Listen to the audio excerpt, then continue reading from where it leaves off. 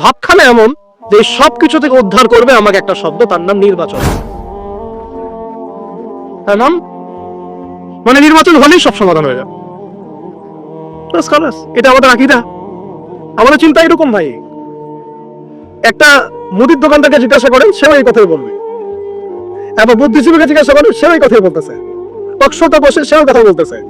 MP কে বলেন, সেও কথা বলতেছে। মানে পুরো অবচেতন দাসত্ব, অবচেতন ইবাদত। দেখেন আমাদের অবচেতন মনে আমরা ইবাদত করে ফেলছি গণতন্ত্রে, পশ্চিমাদের ওদের তন্ত্রমন্ত্রগুলোর। ইলেকশন দিলে সব সমাধান হয়ে যাবে? কোন পদ্ধতিতে আপনি দিবেন, দেওয়ার পরে কি হবে, মূলনীতি কি থাকবে, সংবিধান কি থাকবে, সংস্কারগুলো কি কি হবে, আপনি কি আল্লাহর জমিন আল্লাহর দিন কায়েমের দিকে আসবেন কিনা, এখানে তো অনেক কথা আছে। এগুলোকে সলিউশন না করে এক্স ওয়াই জেড যেই আসো, আপনি আমাকে বসা দিন, আমি কিছুই করতে পারবো। সিম্পল, আমাকে বসায় দেন, আমি কিছুই করতে পারবো না। আপনি সবচেয়ে পরহেজগার মানুষটাকে বসায় দেন, সেও কিছু করতে পারবে না, কারণ সিস্টেমটাই তাকে করতে দেবে না। এই জিনিসগুলো আমাদের বোঝা উচিত। উম্মার সংকটগুলো এইভাবে আমাদের আইডেন্টিফাই করতে হবে। এখন দেখেন আমরা আসি কোথায়। এখন আসি কোথায়, এক বাক্যে আমাদের সারা ওয়ার্ল্ডে কোনো খিলাফা স্টেট নাই, এক নম্বর কথা। দুই নম্বর, নাই তো নাই, জেরুজালেম আমাদের হাতে ছিল, ওইটাও আমাদের কাছ থেকে কেড়ে নেওয়া হয়েছে। তারপরে আমাদেরকে এরকম 57টা পিস পিস রাষ্ট্রে ভাগ করা হয়েছে, ওই খেলাফা রাষ্ট্রকে বাদ দিয়ে। এবং প্রত্যেকটা রাষ্ট্রের মধ্যে মুনাফেক শাসক বসায় দেওয়া হয়েছে। একদম খোলামেলা বলে দিও, প্রত্যেকটা রাষ্ট্রের মধ্যে ম্যাক্সিমাম মুনাফেক শাসক বসায় দেওয়া হয়েছে, যারা নিজেরাই পশ্চিমাদের ওদের সার্ভ করবে এবং আল্লাহর জমিনে তাগুত কায়েম করবে। আল্লাহর জমিনে তাগুত কায়েম করবে এবং করেছে তারা। এটা তাগুতকে তারা তো বুঝে না। তাগুত মানে শয়তান। যেখানে আল্লাহর বিধান চলে না, ওখানে শয়তানের বিধান চলে। সিম্পল। এটা 1000 জন বুদ্ধিজীবী মিলেও যদি একটা সংবিধান লিখে আর সেখানে আল্লাহ বিরোধী আইন থাকে, সেটা তাগুত। সেটার নাম কি? তাগুত। এই তাগুত মানে শয়তান। কেউ যদি ওর প্রতি ইমানদার হয়ে মারা যায়, জাহান্নামে যাবে। কেউ যদি ওর উপর ইমানদার হয়ে মারা যায়, সরাসরি জাহান্নামে যাবে ইনশাআল্লাহ, কারণ সে তাগুতের দাসত্ব করছে। আর আমাদেরকে বলাই হয়েছিল, ওয়া ইয়াকফুর বিত-তাগুত ওয়া ইউমিন বিল্লাহ ফাকাদ ইসতামসাকা বিল উরওয়াতিল ওয়ুসকা লা ইনফিসামা লাহা ওয়াল্লাহু সামিউন আলিম। সূরা বাকারায় 256 নম্বর আয়াত পড়ে দেখবেন, মাসায় আয়াতুল কুরসি পড়ে আছে। তাগুতকে কুফরি না করা পর্যন্ত কেউ মুমিন হতে পারবে না। তাগুতের সাথে কুফরি না করা পর্যন্ত কেউ মুমিন হইতে পারবে না, এটাই বাস্তব। এখন এইভাবে আমাদেরকে ভাগ করা হয়, মুনাফিক শাসক বসায় দেওয়া হয়। শুধু তাই না, প্রত্যেকটা কান্ট্রির মধ্যে ওই 4 দেবতা 5 দেবতা ঢুকাই দেওয়া হয়েছে, ওই যে বললাম আগে।